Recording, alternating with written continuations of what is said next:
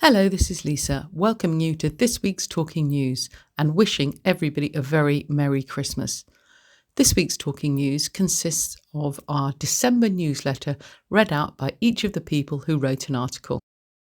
We very much hope you enjoyed the newsletter, and if you would like to subscribe to the newsletter, it is of course free of charge, and all you need to do is give us a call on 522205. Very Merry Christmas and looking forward to the new year. Thank you, Lisa, CEO of Sight for White. Newsletter December 2021. Spotlight on PJ. Meet Trustee Sue. Looking back to 2021. Be My Eyes app. Charity number 1149415. Company number 6240404.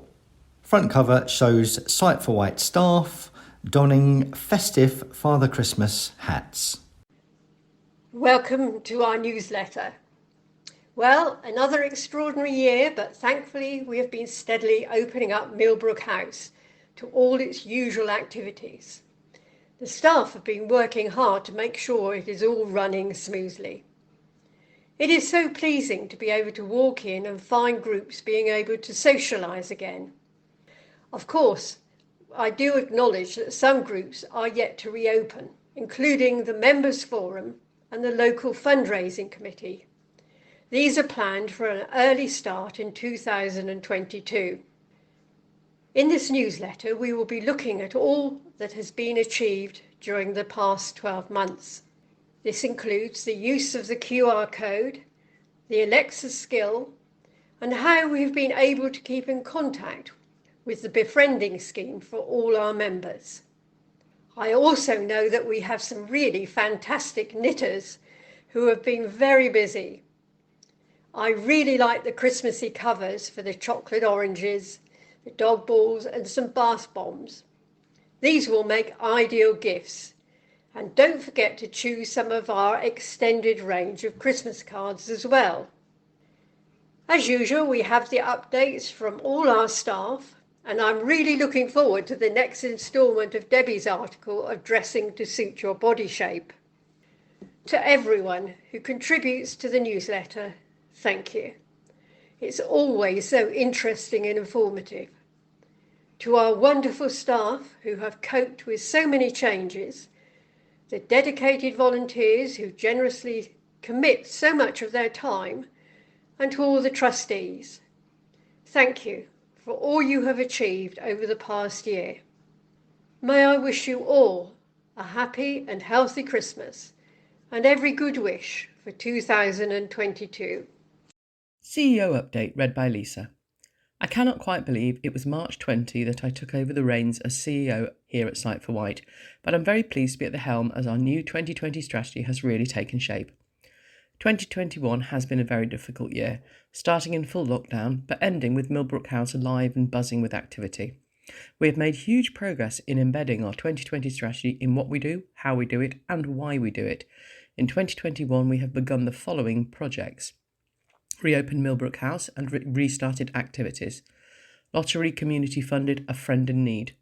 Sight for White Alexa skill. Hello everyone, QR codes. Member transport survey resulting in a car purchase. Newsletter now in 5 bi-monthly formats. Celebrating 50 years of the audio library, celebrating 45 years of the Talking News.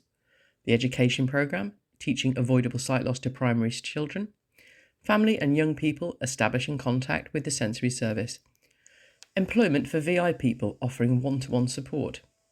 Videos, living with sight loss and its major causes. Working partnerships, established 25. Working to help produce an accessible census. Lobbying, working with the police, Hoffer Travel, Southern Vectis, Isle of Wight Council and Beryl Scooters. Member volunteering, helping others empowers you. Members Low Vision Day, 115 people attended.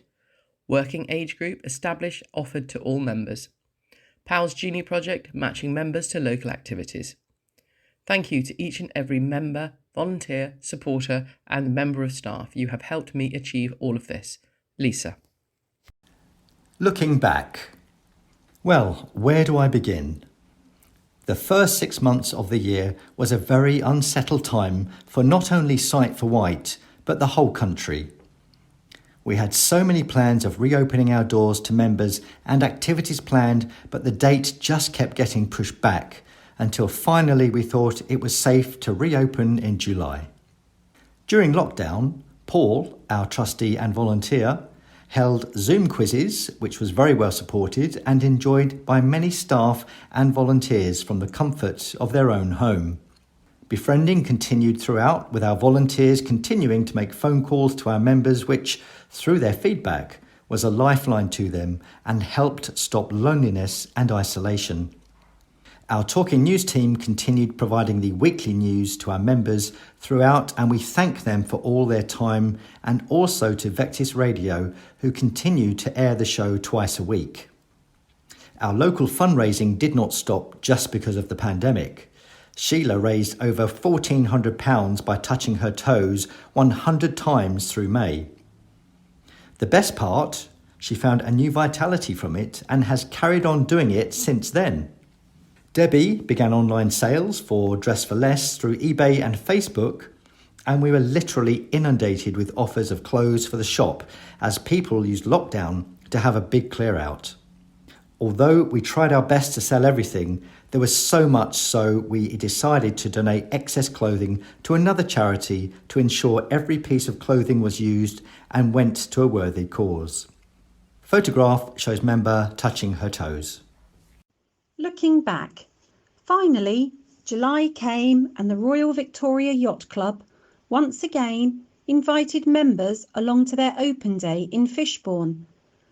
Although a little damp in the morning, the sun shone and members and volunteers had the opportunity to enjoy the various trips out on the Solent in a variety of vessels. And next to it we have a photograph of two of our volunteers enjoying a boat trip. Our monthly golf sessions restarted at Westridge Golf Centre Ryde and is thoroughly enjoyed by all members. Members who attend receive help and training from their own professional coach. And once again there's a photograph of our members with their golf clubs enjoying and getting ready for their golf session. And finally, we welcomed our wonderful volunteers back to a garden party. The sun shone and over 50 volunteers joined us. Millbrook House came alive with conversation and laughter, and we all felt a little normality back into our lives. And there's two photographs of members and our CEO enjoying the sunshine at Millbrook House. Looking back, just 2 days later, we began our members' activities again. We started with Mix and Mingle group, although our first meeting was saddened by our invitation to Mel Barnes' family to unveil a beautiful bench in his memory. But the sun shone and the tea flowed and everybody enjoyed homemade cakes courtesy of our volunteer Yvonne. It was wonderful to have the group back, along with new members excited about joining this social group. August saw the charity start a new social monthly group, Lunch Club. The first one had members, staff and volunteers meet at Millbrook House for fish and chips, and wow, they were delicious and very plentiful. The charity was invited to take part in a special sailing event during Cows Week on wet wheels. The group enjoyed a trip towards the west of the island, and members were allowed to drive the boat with the shrills and laughter. Photo: 2 members and a volunteer pictured on wet wheels in Cows. Looking back, our coffee and chat restarted and has seen a steady flow of members joining and enjoying each other's company, and also having Laura, our Eclo from St Mary's, visiting to offer help and advice. Picture of coffee morning. During August, Mix and Mingle really enjoyed themselves with having a fun day at the beach and fun at the circus. Ice creams were enjoyed, and during the circus, members donned clown hats and red noses with much laughter. Picture of the members enjoying Circus Day. Our new Strider leader restarted the monthly Striders with a lovely walk around Carisbrooke. Everyone enjoyed the fresh air and a very sociable pub lunch at the 8 Bells. Picture of our members striding. Our monthly book group met for the first time at Millbrook House after meeting virtually throughout the lockdown. This group remains small and would welcome more members to join them monthly to discuss their latest book. Looking back, September marked the new start of a new swimming group at Medina Leisure, held weekly and during the daytime. The group grows in numbers, but we are always looking for new members to join and enjoy the whole use of the pool with other VI members. A new Yarn at Millbrook House group started for anyone interested in anything to do with yarn. Numbers have been disappointing, but the regular visitors have all enjoyed the chat and sharing tips about the latest projects. On the article there is a picture of the members enjoying Yarn at Millbrook. Independent Arts opened their exhibition Looking Out of Lockdown, and we were privileged to have our artwork on display in their new hub situated in Newport High Street. On the article there is a picture of our members and volunteers manager at the Independent Arts exhibition. Looking back, we held our first open day at Millbrook House, where staff and volunteers welcomed over 115 guests during the day. Our volunteer Morris entertained in the garden, and everyone enjoyed a barbecue and great company. We invited several charities and companies to talk about their products and services, which was very well received. Striders met and had a brisk stride to the Tennyson Monument, which was enjoyed by all. New members began to join the group, and everyone stayed for a delicious lunch together afterwards. The guide dogs also loved these get-togethers, giving them a real chance to run free and play with our dogs, whilst their owners enjoy a stride with one-on-one sighted guide support. Photos include the open day at Millbrook House and striders standing by the Tennyson Monument. Looking back, again Mix and Mingle enjoyed another fun-packed month, including a themed day at Chelsea Flower Show, trying their hands at flower decorating, and a special trip to the Wild Heart Animal Sanctuary in Sandown. The group grew and grew in size, with people joining and coming back each and every week. We have been enjoying record numbers on a Thursday, which is fantastic. And there are pictures of our members enjoying the Chelsea Flower Show, doing their flower decorating, and also members holding reptiles at the Wild Heart Animal Sanctuary. Our newly formed lunch club enjoyed a lovely social meal at the Hotel Ryde Castle. And there's pictures of our members eating their meals in the castle. Our volunteer, John, offered to attend our place at Freshwater and represent the charity, sharing information and news. Since September, John now also attends the Totland to spread the news about the charity, which we are so grateful for. He also took it upon himself to complete a sponsored swim for us at West White Pool, raising more than double his target. And John is pictured in a photograph at the end of his swim with his thumb up. Our fundraising teams attended Wolverton Manor donning their new t-shirts, and we raised a fantastic amount, over £500, which is brilliant. And we thank all of our wonderful volunteers for the time, help and support. There is a picture of our volunteers at Wolverton Manor. October came and we carried on seeing our activities so well attended and enjoyed by all members. Numbers attending increased, and we restarted visiting the West White monthly swim, with members enjoying the warm pool. Striders enjoyed a stride around Ningwood and celebrated a very special birthday with one of our members at the Horse and Groom pub. Picture of the Striders at the Horse and Groom pub before the stride. The coffee and chat on a Wednesday have seen lots of new members joining, and the house is filled with laughter and conversation. Looking back, November saw the Mix and Mingle celebrate Armistice Day, following the 2-minute silence with a performance from Morris, which was absolutely brilliant, and the members thoroughly enjoyed singing along with his choice of songs from the West End to wartime tunes. On the article, there is a picture of our members enjoying Armistice Day. Newport Parish Council held their Switching on the Christmas Lights Day and invited Sight for White to try ice skating. 29 members, volunteers, staff, family and friends all enjoyed skating around the rink, and it was such a lovely experience to see members with laughter and happiness. On the article, there are 2 pictures of members enjoying ice skating. Looking back, our Christmas dinner was so well attended with 47 people. a mixture of members, volunteers, staff and trustees. The college provided an excellent lunch and it was hailed a great, successful, joyful afternoon.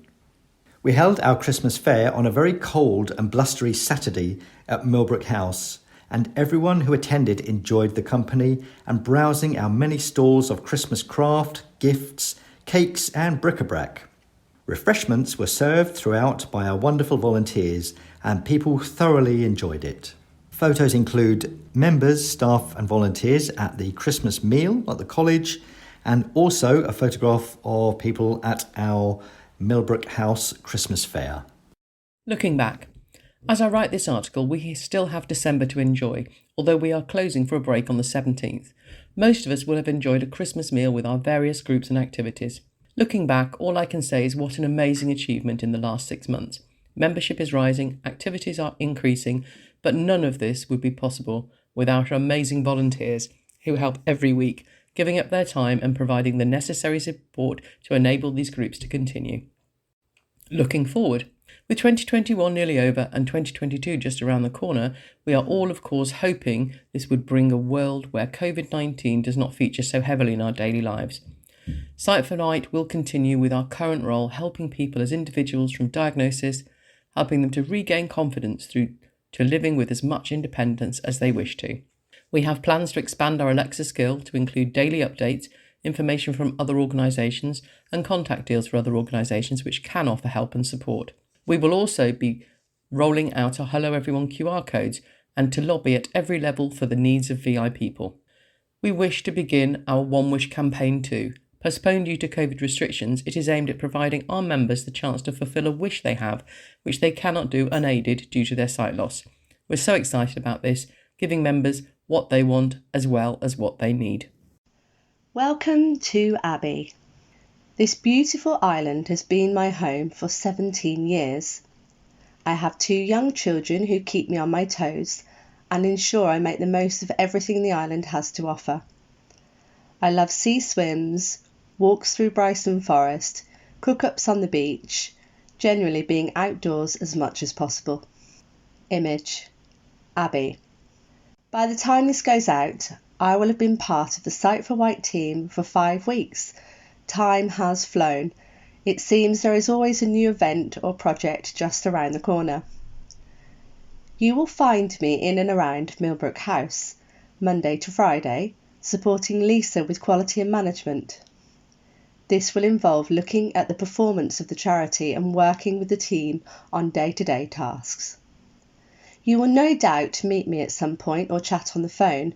Please do say hello and let me know your thoughts on how we are doing and what you would like to see from our service in future. This could be new events, groups, or specific areas of support and guidance you or your family would find beneficial. I will aim to get as much feedback as possible, so please get in touch if you have any thoughts or ideas you would be happy to share. It has been a great pleasure meeting some of our members already, including during our ice skating event and Christmas fair. Both were a lot of fun and the support all around was incredibly heartening. I would like to say a big thank you to all staff, volunteers, members and trustees. You have all been very welcoming. Abby Froud. Tips directly from members. I use a double-ended clamp to hold my handheld magnifier in place. It is fixed to the table so that it can be used like a stand magnifier. It has been a great help to me to still enjoy my puzzles. A good tip, which has helped me, is that I have coloured electrical sockets around my flat. Having them in bright colours helps me to work out where they are. Linda from Newport. I struggle to see recipes in my cookbook, so I have found that enlarging the pages by using my photocopier helps making the recipes bigger and easier for me to read. Tilly from Sandown. If you have any tips for other members, please do not hesitate to let us know and we can include them. Spotlight on PJ. I was born in Guernsey in 1953. I burst into the world like a picked pony, bursting forth from the coalface to the daylight. Born sight impaired with retinal dystrophy due to ocular albinism, there were a few challenges ahead. I was educated at the Ladies' College, spending time in Jersey, and spent much time in and around the family business, which was quite diverse and by that time mostly motor trade, supplying everything from local buses to cars for royal visits. Regular trips to the Longbridge factory and Donald Healey workshops on business was great. My father was a great motorsport and rally enthusiast, which brought many other opportunities. In my 20s, I spent a couple of years working in Australia as a £10 pom, and on returning to Guernsey to the family business, I became mum to two beautiful baby girls. Sharon still lives and works in Guernsey with two of my grandchildren, and Amber is living and working in Gibraltar at present with her little family. The business was wound up in my early 30s, and I went to work in the banking and finance sector for a multinational company. My vision worsened over time, necessitating a few challenges of direction over the years, entailing some entertaining evening work as well. I found the key was to make eccentrics of my inadequacy. I became a member of Guernsey Blind Association in my 30s and was a member of the Foresight Group, which was for sight-impaired people of working age. My last years were spent working for the States of Guernsey. On retirement, I hot-footed it to my wonderful Isle of Wight, where I have been a regular visitor for many years. Now in my 9th year on the island, I have become a member of the Isle of Wight Society for the Blind, now renamed Sight for Wight, for several years. I partake in as many varied activities as I can, particularly enjoying Strider's walking group and anything going on to do with the sea. All social events, meals out, etc., such as the Murder Mystery Evening, which was held a while ago. I very much value the technical assistance and general progressive attitude within the society, which is totally inclusive. Staff, volunteers and members, friendships made. All this enables me to lead a full life, retaining voice and independence. Thank you, folks. PJ Ash. Hello, my name is Sue. I joined the Board of Trustees in 2016 and now I'm privileged to serve as Chair. The Board meets bi-monthly, but we also have extra meetings when needed. I also serve on the HR Committee and on the Board for Millbrook Enterprises, which looks after our trading arm of Dress for Less. Before retirement, my most recent employment was as a manager of a sheltered housing scheme at Yarmouth. I looked after any welfare issues, the properties and the grounds. But the majority of my working life was spent teaching, mostly on the island where my two daughters grew up and went to school. My interests now are gardening, reading and walking my Jack Russell, who is experiencing her own VI issues as she has cataracts. And I'm learning how to adapt her care so that she can have as normal life as possible. And I've enclosed a photo of myself with Charlie, my golden retriever, and Daphne, my Jack Russell, where we were sat in the garden. We are so lucky on the island to have such wonderful scenery, and I have many favourite walks. As a young family, we used to keep horses, but I last went riding 2 years ago and really miss it. We used to enjoy camping holidays in France as a family, and I have had great times exploring this country with my sister. I'm also a volunteer for Isle of Wight Cruise, the bereavement charity, and have been involved with them for over 20 years. I was also a school governor for several years. Well, why do I volunteer for Sight for Wight? Well, especially over the last 2 years, I have appreciated being part of a team. With all the COVID restrictions, it has been great to be involved, still learning, still feeling hopeful the society can make a difference for those living with any level of sight impairment. As with all volunteering, it's unexpected, but you do receive so much in return. I enjoy all the social occasions when there is an opportunity to catch up with members and other volunteers. And I'm always so pleased and thankful for the dedication and support I and the other board members receive from the staff, members and our volunteers. Hello, I'd like to give you the details of our Christmas break. We will be closing for Christmas on the 17th of December at 3 p.m. and reopen on the 4th of January at 9 a.m. All volunteers and staff will be taking a well-earned break and recharging themselves to welcome in 2022. We wish you all a very Merry Christmas and a Happy New Year. And here are some 2022 dates for your diary. January the 4th, the office at Millbrook reopens at 9 a.m. January the 10th, Medina Swimming at 1:30 p.m. January the 12th, Wednesday Coffee and Chat at 10 a.m. Also on January the 12th, a book group at 2 p.m. at Millbrook House. January the 13th is Mix and Mingle. January the 19th is the West White Swimming at 12 p.m. January the 28th is the Striders Group. And February the 1st is the God's Hill Coffee Morning at 10:30 a.m. at the Old Smithy. We have had suggestions for new activities which we are looking at for the new year, including yoga, fishing, 10-pin bowling and the cinema. Any suggestions, please let us know. This is Chris. And Brian. Reading the volunteers page for the Christmas newsletter. I'm Brian. I was born in Jersey in the Channel Islands, a Crown dependency of the UK, only 9 miles by 5 miles, but there's plenty to see and do there.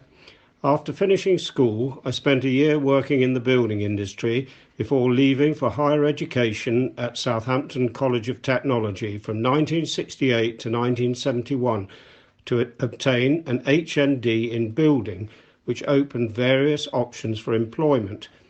In those days, employment opportunities were easy to come by. I opted for quantity surveying at Hertfordshire County Council before moving to the Isle of Wight Council and then joining Rainey Petrie Design. I much prefer to be close to the sea and have an affinity for islands. I'm Chris. I was born in Nottingham.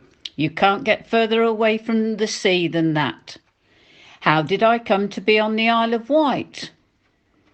After my A-levels, I was accepted at Teacher Training College, La Sainte Union College in Southampton, where I spent 3 years combining study with fun.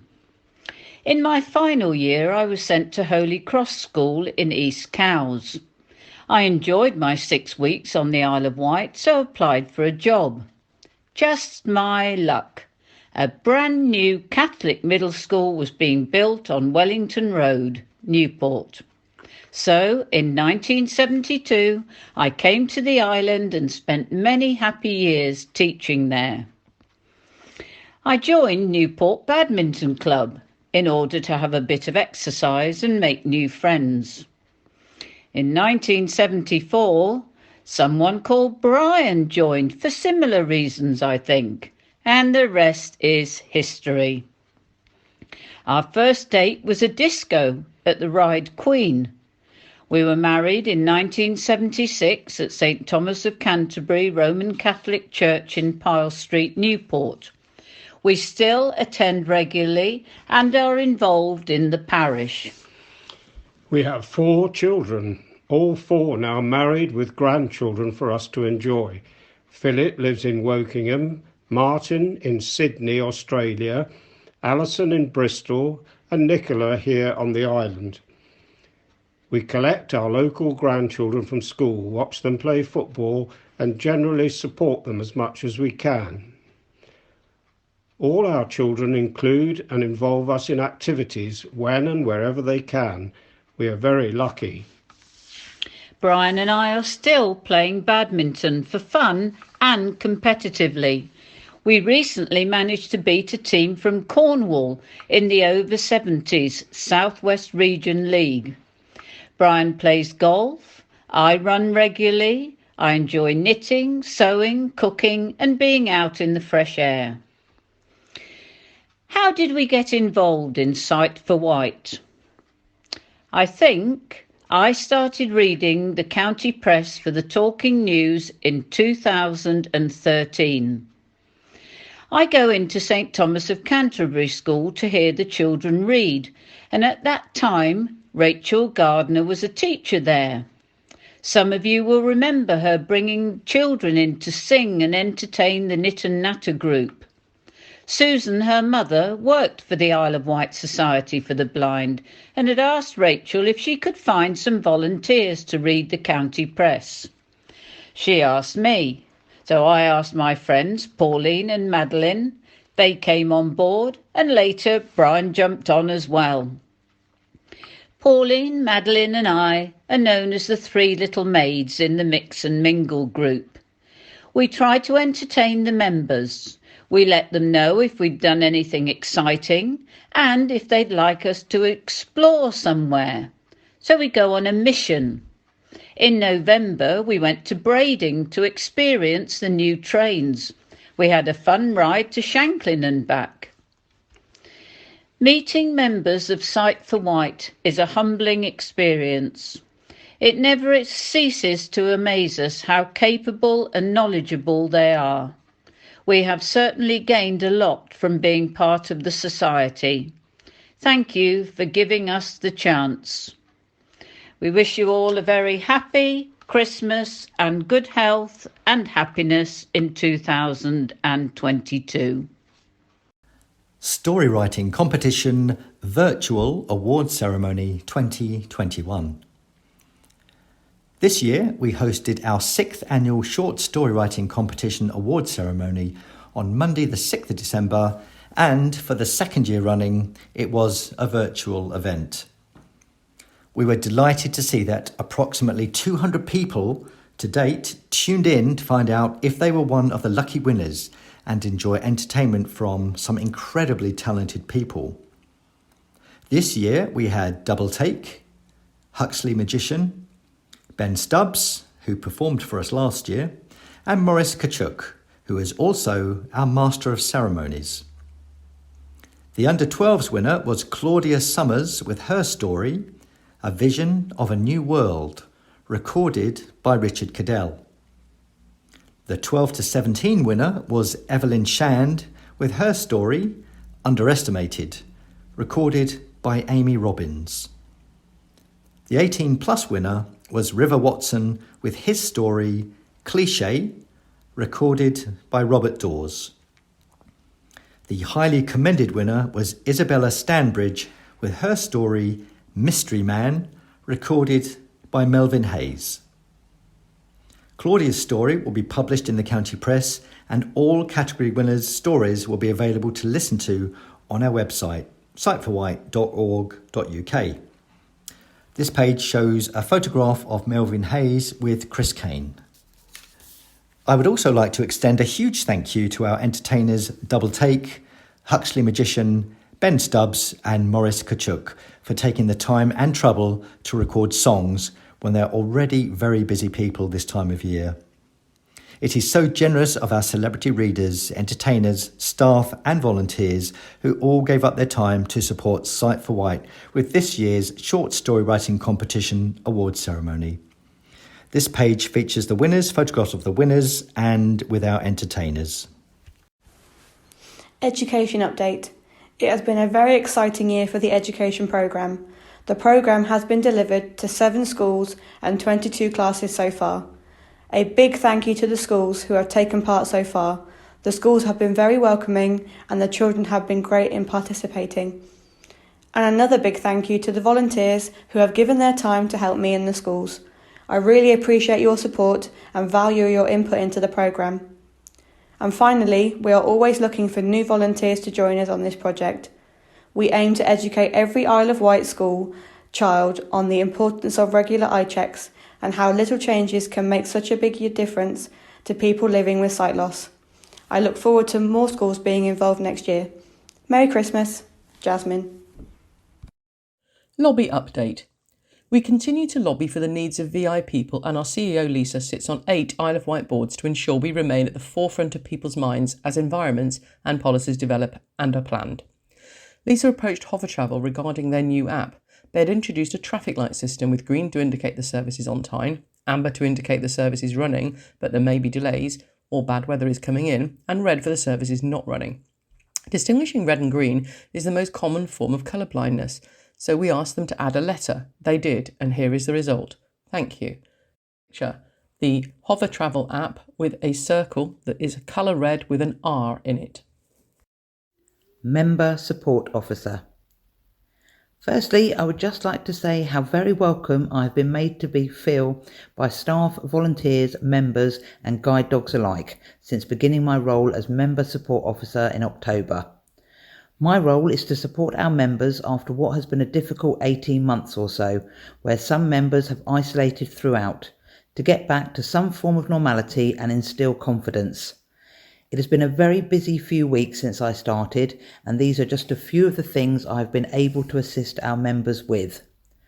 Blue badge, disabled rail and bus pass applications, delivering and setting up of vision aids, providing transport to members including swimming, mix and mingle events and the popular low vision aid open day, welfare visits and benefit assistance, assisting with talking clocks, watches and even sorting out someone's heating, and walking with the inspirational striders. And last but not least, supporting members on the ice rink. Thankfully, as oversubscribed, I did not have to skate. I look forward to meeting more members in the future, and please, if you need any support, give me a call at the office. Karen. Our befriending. Photo of Elaine by a Christmas tree. Thank you to our wonderful befriending volunteers who have given up their time this year. I'm sure our members will agree that they are making such a positive impact with their phone calls. At this time of year, you might want to do something for somebody else or take note if you experience an act of kindness. Not sure where to start? I've put together some suggestions to help you out. At home and in your community. Call a friend who you haven't spoken to for a while. Or post a card or a letter to someone you are out of touch with. Send flowers to a friend out of the blue. Find out if a neighbour needs any help with shopping. Ring someone who is on their own or video call them. Send someone a handwritten thank you note. Tell your family how much you love and appreciate them. Help with household chores. Offer to help an elderly or vulnerable neighbour. Be kind to yourself. Prioritise some me time so you can relax and reflect on how you're feeling and how your day or week has been so far. Turn off from your social media channels for a day or even a week. Treat yourself to something small, such as buying or planting some flowers. Do something you enjoy, like listening to a favourite song or dancing in your kitchen. Spend some time in nature, which is good for our mental health. Check on someone you know who is going through a tough time. I'm wishing you all a very Merry Christmas and a happy and healthy New Year. And remember, happiness doesn't come from what we get, but from what we give. Merry Christmas, Elaine. Dress for Less, read by Debbie. Let's talk body shape. I hope that you've enjoyed finding out your body shape. As promised, I will now share some ideas on how to dress the varying shapes. We're going to get started with the most common shape, the triangle or the pear. As a quick recap, you have a pear-shaped body when your hips are wider than your shoulders, weight tends to accumulate on your thighs and often on your buttocks too. You may have an elongated waist, and your legs tend to be shorter. You have a good defined waist. The aim of dressing for your body type is to achieve a flattering look that accentuates your strengths. As a pear shape, you may want to downplay your hips. In order to achieve that, you will accentuate the shoulders, draw attention to your upper body and waist, and elongate the legs. Which garments are good for the pear-shaped body? Please note that these are general guidelines as everybody is different. Pear-shaped people usually like to downplay their hips, others want to celebrate them. For those wishing to play them down, here is how. When choosing your jeans, opt for a dark wash as these are most flattering.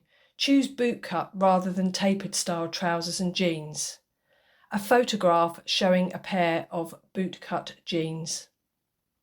When choosing your top, wear something catchy, a catchy colour or some nice detail on your top. Breast pockets, big collars or a pattern are also good. Horizontal stripes help to widen your upper body to bring it more into balance with your hips.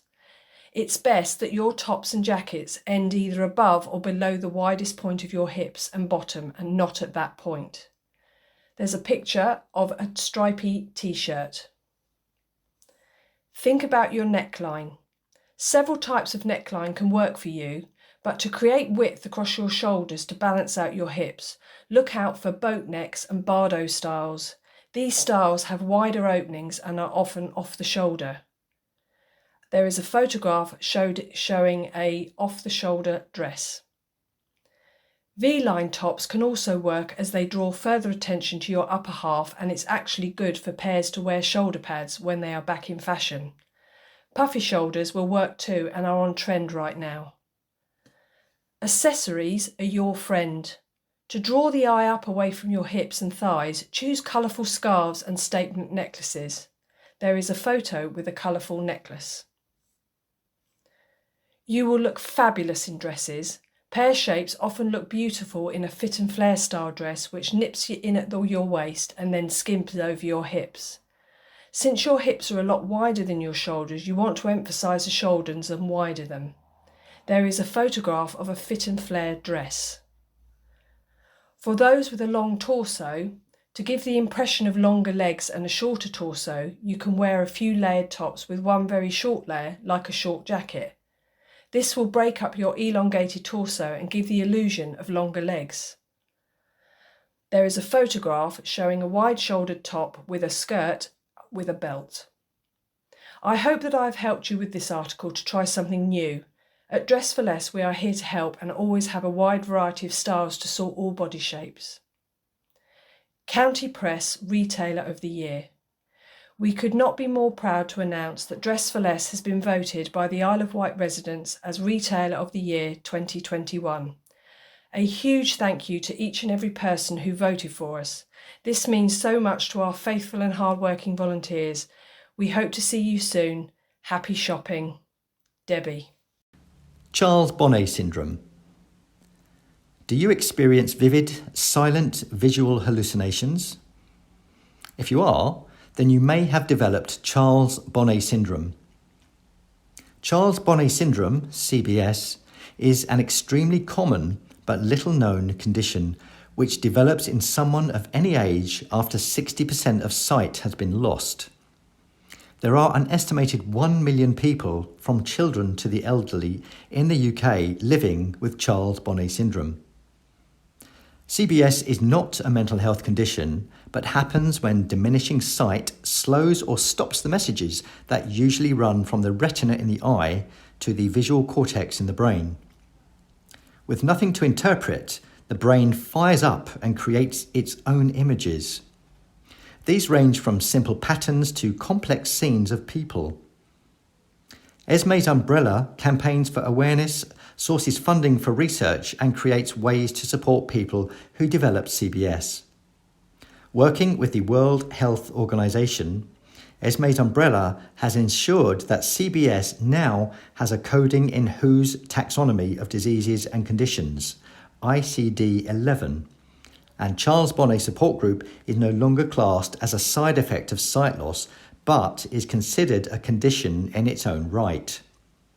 For support, there is a network of telephone online hybrid chat and support groups called Esme's Friends, or you can, of course, contact us and we can put you in touch with others living with this condition. Talking to others allows you to exchange experiences, share coping strategies, and discover the latest research, and most importantly, stop feeling alone like no one else can understand. Find further details at charlesbonnetsyndrome.uk. PDQ machines. In November, one of our members called us having confirmed they had encountered a new style of PDQ machine with no tactile buttons, all just screen, and their contact list had failed, so they were asked to enter their PIN. Within a couple of days, a second person called, and of course, they couldn't enter their PIN unaided either. The problem was obvious to us. With no tactile marking as to where the numbers were located on the screen, how could you enter your number? Of course, neither person was going to tell anyone else their PIN number. I contacted the PDQ manufacturers. I was greeted with a full, well-prepared answer. The problem has indeed been thought of, so every machine was supplied with a tactile rubber overlay, which should be permanently attached to every machine.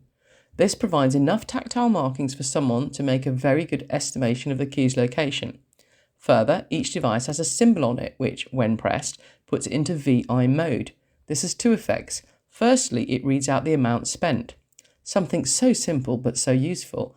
I, for one, have never read a PDQ machine in my life. I just have to rely on trust. Secondly, tones are activated to allow guidance around the screen. At the time of writing this, I have yet to investigate either feature personally, but what I am certain of is that people with these machines have received absolutely no training on these features and are blissfully unaware of them. The other thing I discovered is currently, despite publicity to the contrary, there is actually only one type of approved machine in circulation. Therefore, the problem can be solved by using the overlay in every case. However, a second machine is due on the market after Christmas, and I have already contacted the manufacturer and received the following reply. Engenico is very much aware of this and has actively collaborated with the RNIB on the design of a new interface for the DX8000 payment terminal. The work on this included an expert assessment and observed user testing with blind and partially sighted users to identify usability and accessibility issues. The following have therefore been incorporated. The use of a large, bold characters in font recommended for character recognition, which provides good contrast and clarity, supporting people with impaired vision to be able to use their PIN more easily. An internationally recognised icon for visually impaired people launches the accessibility mode, prompting the terminal to provide audible introduction, guiding the user around the keyboard. The device reads out the amount to be paid along with basic instructions supported by a series of audio instructions to orient the cardholder in relation to the location of the keypad, with a series of beeps to assist with the navigation. A double tap anywhere on the screen is used to select the desired key, and the whole process has an extended timeout feature, allowing the user to be careful and complete their transaction in the time that they need. The DX8000 is currently being introduced to the UK market in a pilot phase under a waiver by the RNIB. We are continuing to work with them on a small number of adjustments with full certification expected in early 2022. I therefore believe that to make this work, training will be the key, and we will certainly be working with island firms to roll out this training as fully and extensively as we can. Lisa. Be My Eyes. Be My Eyes is a free app available on any smartphone or tablet with an internet connection. It provides instant assistance by connecting visually impaired people with sighted volunteers. Image description: the Be My Eyes logo. What is the purpose of this app?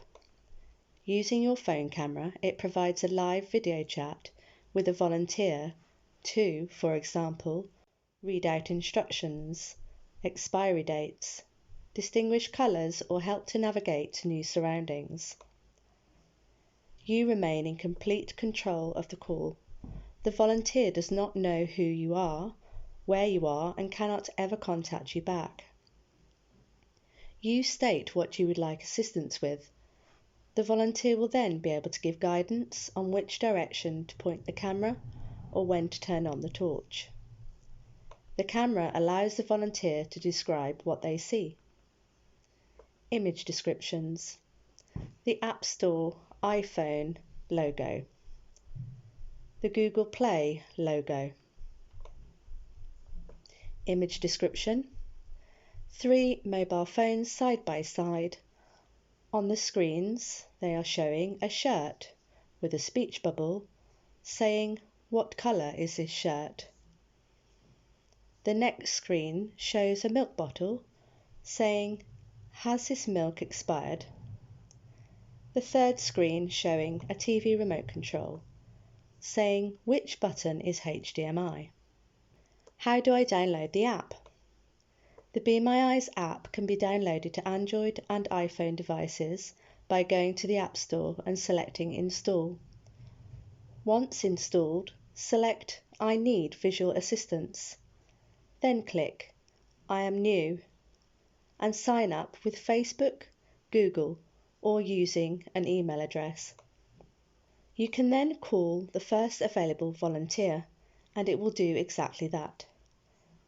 Please call us here if you need any further help. 10 common ways people use Be My Eyes. Finding lost or dropped items. For example, where is the earring back I dropped on the bathroom floor? Describing pictures, paintings or other artwork. For example, what does this sculpture depict? What are the colours or moods of this painting? Matching or explaining colours. For example, which pair of shoes are the black ones? Reading labels on household products. For example, is this shampoo or conditioner? Reading on computer screens if websites are inaccessible or screen readers are not available. For example, my laptop restarted unexpectedly. Can you walk me through the login screen? Shopping in supermarkets. Example, which kind of crackers am I buying? Identifying expiry dates on food packaging. Familiarising yourself with new places. Example, is this the street that I'm looking for? Where is the plug socket in this hotel room? Distinguishing between food items. Example, is this paprika or cayenne? Finding out when public transportation, buses, trains, etc. are departing or arriving. Example, how many minutes does the screen say I have until the next bus arrives? Image description. The Be My Eyes homepage. When opening the app, it shows Call First Available Volunteer. From our members' own experience, here are some quotes. Every single time I have got an answer within a few seconds. Goodbye wasted food. Hello reading dates. Thank you. I do not know who I am speaking to and I will never meet them, so I feel at ease to ask them anything. The other person just answers my question, nothing more, nothing less. Safety tips. Protect your personal information. Never display or share any identification documents like passport or driver's license. Protect your financial information. Never share credit card, bank account, insurance or other financial information or passwords. Report all inappropriate or unsafe behaviour. Do not share information about your medication or health conditions. Do not use Be My Eyes for anything that could put you in danger or at risk of harm. Abby Froud. Welcome to Terry's 20 teasers for the festive season. And this time, all the questions are focused on this time of year. Number 1. I'm standing outside a stable 2,000 years ago. Well, I'm very old. Where am I? Number 2. I'm standing in a country which supplies a Christmas tree for Trafalgar Square in London each year. Where am I? Number 3. I'm standing on top of a mountain in Scotland on Christmas Day. Are my feet likely to be in snow? Number 4. Can you name any, or all if you can, of the 3 kings? Number 5. Which saint is Father Christmas named after? Number 6. Who wrote the song White Christmas? Now, we can't really do this without a little humbug corner, so here are 3 slightly humbuggy questions. Number 7. What would Scrooge have particularly liked about St Mary's Hospital here in Newport? Number 8. What was Scrooge's first name? And number 9, in A Christmas Carol by Charles Dickens, what was Tiny Tim's surname? Okay, enough of the humbug. Let's get back to happier questions. Number 10. Who's the missing reindeer from this list? Dasher, Dancer, Prancer, Vixen, Cupid, Donner and Blitzen. Shall I say them again? There's one missing. Dasher, Dancer, Prancer, Vixen, Cupid, Donner and Blitzen. Who is the missing one? And on a similar theme for question 11, who's the missing one in this list from Snow White? Dopey, Bashful, Grumpy, Sleepy, Sneezy and Doc. And I'll read them again as well. Dopey, Bashful, Grumpy, Sleepy, Sneezy and Doc. So who's the missing one? Question 12. Why are Christmas cactuses, or cacti if you prefer, so called? Why are they called Christmas cactuses or cacti? Number 13. Who do they say first portrayed Father Christmas wearing a red cloak? And number 14. What colour cloak did he usually appear wearing before that? Number 15. We'll have you all singing with this one. In the song The 12 Days of Christmas, how many lords were a-leaping? And for question 16, how many partridges did the lady receive altogether? May have to think a bit about that one. Number 17. Which is the kissing berry? It's not an official name, just one I thought of. The kissing berry. Which one would you think that is? Number 18. Why is it customary to have turkey for Christmas dinner? Tricky one. Number 19. In what language was Silent Night, Holy Night originally written? And number 20. Now, there's no right answers for this, and certainly no wrong ones. It's just for fun. What would you wish for most this Christmas? So there we are. There's your 20 festive season teasers. And now the answers to Terry's 20 teasers for the festive season.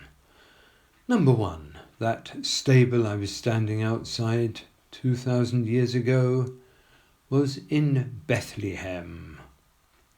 Number 2, the country who provide trees for Trafalgar Square each year is Norway. Number 3, if I was standing on top of a mountain in Scotland on Christmas Day, yes, my feet would very likely be in snow. Number 4, the 3 kings, or wise men as they're often referred to, are Caspar, Melchior and Balthazar. Well done if you got any of those, and especially well done if you got all 3. Give yourself a point for each one you got. Number 5, Father Christmas was named after St. Nicholas. Number 6, who wrote White Christmas, the song? Irving Berlin, who, by the way, lived to the age of 101. Now, Humbug Corner. Question 7, why would Scrooge have particularly liked St. Mary's Hospital here in Newport? It was where the first workhouse in Britain was established. Do you remember, are there no prisons, are there no workhouses, as old Happy himself asked in A Christmas Carol, saying that poor people should go there? Number 8, what was his first name? Ebenezer. And number 9, Tiny Tim's surname was Cratchit. Right, no more humbug. Number 10, the missing reindeer from that list was Comet. Number 11, the missing person from the Snow White list was Happy. Number 12, why are Christmas cactuses or cacti so called? Because in the northern hemisphere they flower indoors in the winter. In the northern hemisphere they flower indoors in the winter. Number 13, the people usually credited with fitting Father Christmas out with a red cloak is the drinks firm Coca-Cola. And before that, apparently his cloak was generally green, which is the answer to number 14. Now, how many lords were a-leaping? Number 15. 10 lords a-leaping. And number 16, how many partridges would the lady receive altogether? 12. One on the first day, one on the second, one on the third, one on the fourth, and so on all the way through the 12 days of Christmas. So she'd have 12 partridges. And goodness knows how many other things. I think there were about 364 things altogether she had. I'm not quite certain. 17. Which is a kissing berry? Mistletoe. Number 18 was a tricky one. Why do many people eat turkey at Christmas? Well, historically, farmers needed their cattle for breeding and supplying milk, and hens for producing eggs, which used to be much more expensive than they are nowadays. So, sorry turkeys, that's the way it goes. Number 19, Silent Night, Holy Night, was originally written in German. And number 20, you can give yourself a point, no, make it 2 points, whatever you wished for. And if you'd like to let us know your Christmas wish, do phone us on 522 205 or email us on Enquiries at iwsb.org.uk. We'd love to hear from you. Happy Christmas, everybody, and fingers crossed for a really good year ahead. Bye for now. Contact us. Site for White 01983 522205. Email enquiries at iwsb.org.uk. Address Millbrook House, 137 Carisbrooke Road, Newport, Isle of Wight, PO30 1DD. Website siteforwhite.org.uk. Facebook page Site for White. Dress for Less 01983 523 197. Email retail at iwsb.org.uk. Address 114 St James Street, Newport, Isle of Wight, PO30 5HB. Facebook Dress for Less. Look for the yellow circle with address and I. Instagram www.instagram.com/dressforless IOW.